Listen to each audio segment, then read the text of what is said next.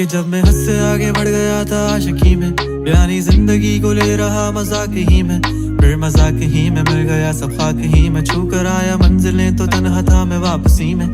जैसे फूल तोड़े होंगे तुमने झोली भर के, मैं वो फूल जो कि रह गया था शाख ही में। जैसे ख्वाब ही में ख्वाब गाहे आंख ही में, पल से पल में क्या हुआ तुम रह गए बस याद ही में। एक सवाल मचलता है मेरे दिल में, कभी तुझे मैं भूल जाऊं या तुझे मैं याद करूं। तुझी को सोच के लिखता हूँ जो भी लिखता हूँ, अब लिख रहा हूँ तो